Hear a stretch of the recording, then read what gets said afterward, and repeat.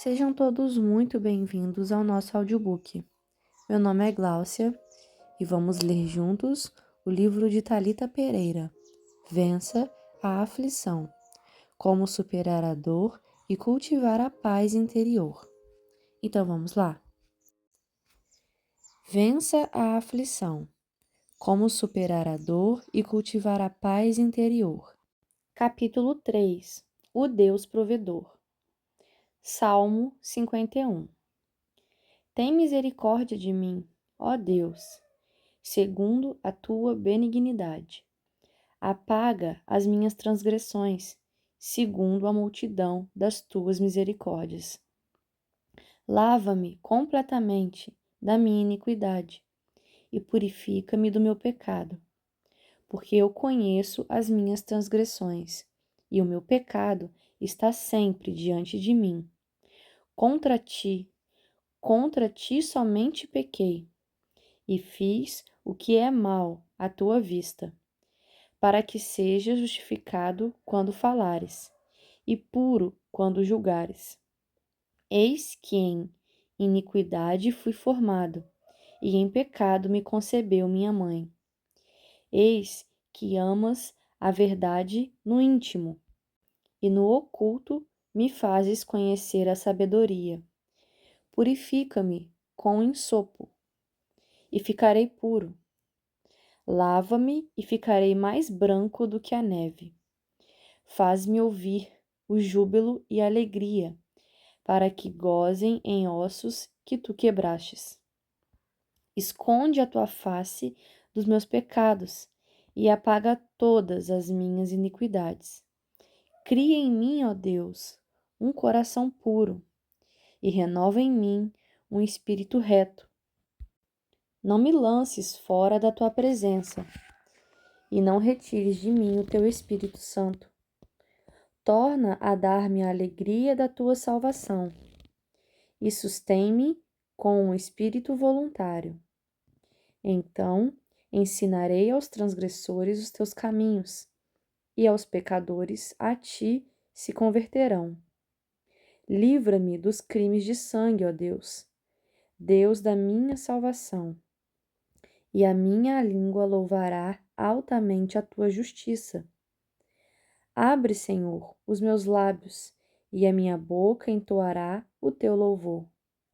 Mas não desejas sacrifício, senão eu os daria. Tu não te deleitas em holocaustos.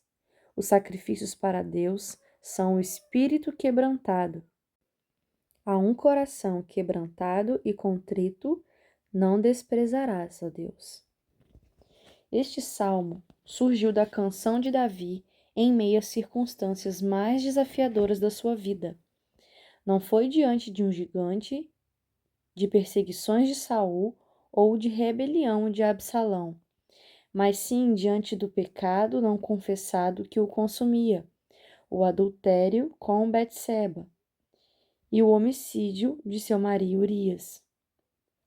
Você já se arrependeu de algo que fez? Palavras que não deveriam ter dito ou atitudes que não deveriam ter sido tomadas? Como se sentiu naquele momento? Culpado? Envergonhado? Talvez você repetiu para si mesmo ou desabafou para alguém.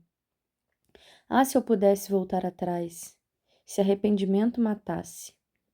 É comum nos arrependermos do que fazemos ou dizemos. A razão é simples: somos pecadores. Pecadores pecam por natureza, sem fazer força.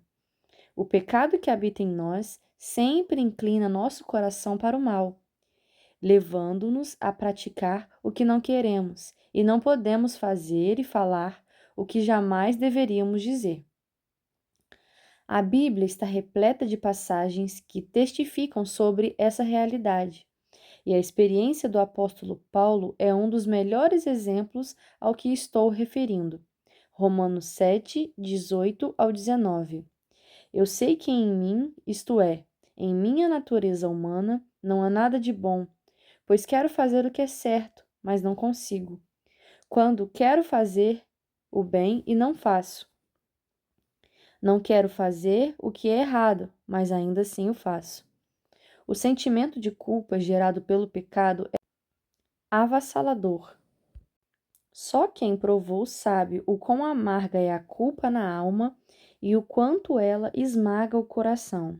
Então, o que fazer quando somos esmagados pela culpa? Qual é a cura para a culpa? Precisamos lembrar do Deus perdoador que temos, conhecendo-o de forma mais profunda. No Salmo 51. Só assim encontraremos o verdadeiro alívio para a alma. Justiça e misericórdia. Um dos raros salmos que revelam a sua exata origem histórica é o Salmo 51. Seu cabeçalho declara: ao regente do coral, Salmo de Davi, sobre a ocasião em que o profeta Natã veio falar com Davi após o adultério com Betseba. Refletindo sobre esse episódio, observando de fora, podemos nos perguntar como o homem segundo o coração de Deus pôde agir dessa maneira. Nesse contexto, é essencial recordar as palavras de Tiago, irmão de Jesus, em Tiago 1, 14 e 15. A tentação vem de nossos próprios desejos, que nos seduzem e nos arrastam. Esses desejos dão à luz ao pecado, e quando o pecado se desenvolve plenamente, gera morte. Davi cedeu ao pecado ao permanecer em casa, não resistindo aos seus próprios desejos. Ele se permitiu ser seduzido e arrastado pela morte. Embora, humanamente falando, Davi tenha resolvido o problema, Deus viu a situação de maneira diferente. O desfecho está resumido no final do verso 27 de 2 Samuel 11, 26 e 27. Quando a esposa de Urias soube que seu marido havia morrido, chorou por ele. Terminado o período de luto, Davi mandou trazê-la para o palácio. Ela se tornou uma de suas esposas e deu à luz a um filho. Mas o que Davi fez desagradou ao Senhor. Aparentemente, aos olhos dos homens, tudo estava resolvido. No entanto, o que Davi fez desagradou a Deus. Por amor a Davi, Deus enviou o profeta Natã com uma parábola que instigou o rei a pronunciar a sua própria condenação. Ao confrontar Davi, Natã afirmou, em 2 Samuel 12, 9: por que, então, você desprezou a palavra do Senhor e fez algo tão horrível? Você assassinou Urias, o hitita, com a espada dos amonitas e roubou a esposa dele. Quebrantado, Davi confessou seu pecado e recebeu o perdão do Senhor. No entanto, as consequências foram expressas em 2 Samuel 12, 13 e 14. Então Davi confessou a Natã: pequei contra o Senhor. E Natã respondeu: sim, mas o Senhor o perdoou. E você não morrerá por causa do seu pecado. Contudo, uma vez que você demonstrou o mais absoluto desprezo pela palavra do Senhor ao agir deste modo, o seu filho morrerá. Aqui se revela o equilíbrio perfeito entre a justiça e a misericórdia de Deus, um tema frequentemente alvo de longas discussões teológicas. No entanto, de maneira direta, quero levá-lo a reflexões. A justiça de Deus trouxe consequências a Davi, mas a sua misericórdia concedeu o completo perdão e a preservação da identidade dele como um homem segundo o coração de Deus. É crucial compreender algo sobre nossos erros. As consequências não anulam o perdão, e o perdão não anula as consequências. Deus é simultaneamente justo e justificador. O apóstolo Paulo, séculos após Davi, explicou como Deus pode ser tanto um juiz justo quanto um justificador amoroso. Mas, para os assassinos confessos, traidores e mentirosos como Davi, eu sei, pode soar escandaloso, mas esse é um escândalo da graça de Deus. Veja o que Paulo disse em Romanos 3, 25 e 26.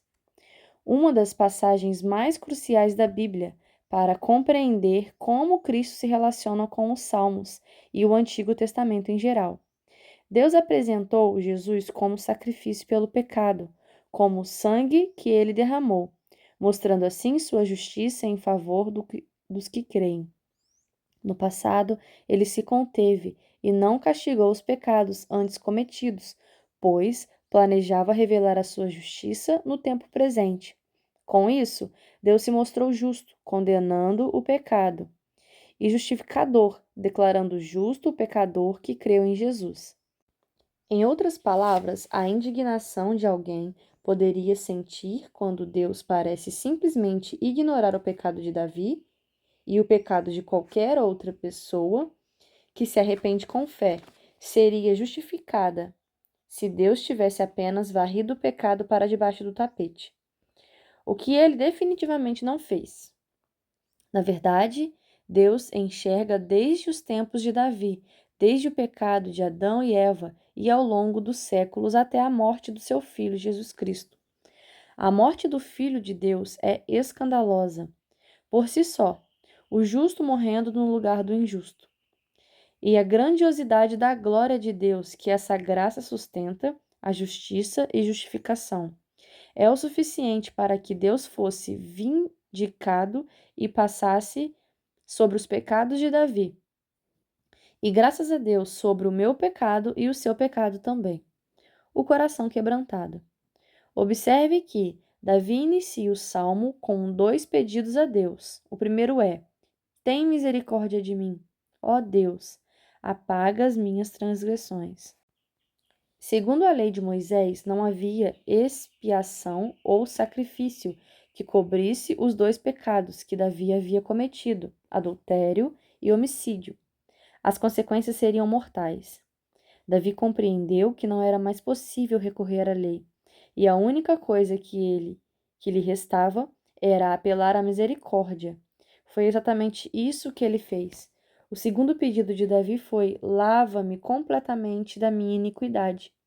Ele reconheceu que a sua alma e espírito precisavam de um banho, pois estavam sujos pela imundície do seu pecado, e que só havia uma pessoa capaz de limpá-lo por completo: Deus. Ele concluiu dizendo: os sacrifícios para Deus são um coração quebrantado. A um coração quebrantado e contrito não desprezarás, ó Deus. Eu posso resumir este salmo com uma situação que todos já vivenciaram ou testemunharam. Sabe quando uma criança faz algo muito errado e tem consequências de que, pela lei, será disciplinada? Essa criança tem duas alternativas: tentar esconder o que fez e mentir para os pais, ou ser sincera e estar disposta a arcar com as consequências de seu erro. Eu, como mãe, vou lhe dizer: quando elas escolhem a segunda opção, a da sinceridade e do quebrantamento, geralmente amenizamos a punição. Mas quando mentem e não reconhecem o erro, a disciplina aumenta. Davi se colocou em uma posição de arrependimento, quebrantamento e necessidade de Deus tão intensa que o Senhor não pôde resistir em perdoá-lo. Sim, o filho de Davi, com Betseba, morreu, mas o favor e o perdão de Deus foram tão imensos que dessa mulher Davi gerou Salomão, para que não restassem dúvidas de que o perdão de Deus é completo, se o nosso arrependimento for sincero. A verdade é que eu não conheço aquilo que o prende. Não sei qual o segredo, culpa ou transgressão que você carrega. Mas eu sei algo: o sangue de Jesus perdoa tudo.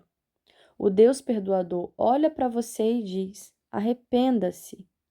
Eu te perdoo e posso escrever uma nova história para você. Davi finalizou o salmo compartilhando sobre a alegria que acompanha um coração quebrantado, nos versículos 16 ao 19. Tu não anseias por sacrifício, do contrário, eu o apresentaria. Holocausto não são o que buscas. O tipo de sacrifício que realmente deseja é um espírito quebrantado. Não desprezas um coração humilde e arrependido. Olha com favor para Sião e estende a tua ajuda. Restaura os muros de Jerusalém. Então ficará satisfeito com os sacrifícios de justiça, holocaustos e ofertas queimadas. Novilhos voltarão a ser oferecidos ao teu altar. O que Davi está transmitindo? Ele está declarando que Deus o quebrou, usando os pecados que cometeu, para resgatá-lo da adoração sem vida e da existência carente de culto. Tema discutido no salmo anterior, o Salmo 50. O tipo de sacrifício que desejas é um espírito quebrantado. Não ignorarás um coração humilde e arrependido. Deus não buscava apenas sacrifícios, ofertas e holocaustos. Ele ansiava pelo coração do povo no altar, pelo coração de Davi no altar, algo que parece que Deus havia perdido. Deus tinha perdido o coração de Davi para os prazeres e alegrias efêmeras e distantes dele neste mundo. Essa é uma verdade essencial para toda a vida cristã. Ser cristão significa viver de maneira humilde, quebrantada e contrita. Não há estilo de vida mais nobre. Nada se compara à alegria sincera do coração quebrantado, mesmo que tenha sido quebrantado com os nossos próprios erros. Quero concluir lembrando que somos feitos do barro. Todos conhecemos a afirmação no livro de Gênesis de que Deus formou o homem do pó da terra, não é verdade? Em 2023, uma pesquisa publicada na revista Science sugeriu que a vida na Terra pode ter surgido do barro. Estou compartilhando este fato para reforçar a palavra de Deus, que é confiável. A Terra é esférica ou redonda. Em 1522, Fernão Magalhães foi o primeiro a completar uma volta ao redor da Terra de barco, comprovando que a Terra é redonda. No entanto, em 7000 a.C., o profeta Isaías escreveu: Ele é o que está assentado sobre o círculo da terra. Isaías 40, 22. A palavra de Deus é digna de confiança. O planeta está suspenso sobre o nada. Em 1650 foi descoberto que os planetas estavam suspensos em órbita, sem sustentação aparente. Isso não é novidade na Bíblia. Leia Jó 26. A palavra de Deus, 26, 7. A palavra de Deus é digna de confiança. Isso significa que Deus é o governante de todo o universo. Se ele entende e controla todos os seres da natureza, por que não entenderia e controlaria os segredos da sua alma? Ele não apenas entende e controla, mas também proporciona um alívio que você precisa. Sim, somos muito pequenos diante da criação, mas mesmo assim a Bíblia diz que até os fios do cabelo da nossa cabeça são contados por Deus. Lucas 12, 7, mostrando o tamanho do cuidado do nosso Pai. Entenda que Deus deseja se revelar de uma forma única para você.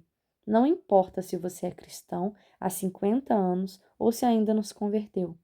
Não importa se tudo em sua vida está indo bem atualmente ou se você está enfrentando uma opressão gigantesca. Não importa se você é um adolescente ou está na terceira idade. Estou aqui para dizer que cada pessoa que está lendo ou ouvindo, há refrigério para sua alma, há um bálsamo incomparável, há um alívio genuíno, e o seu nome é Jesus. E assim terminamos este livro. Espero que tenham gostado e até o próximo vídeo.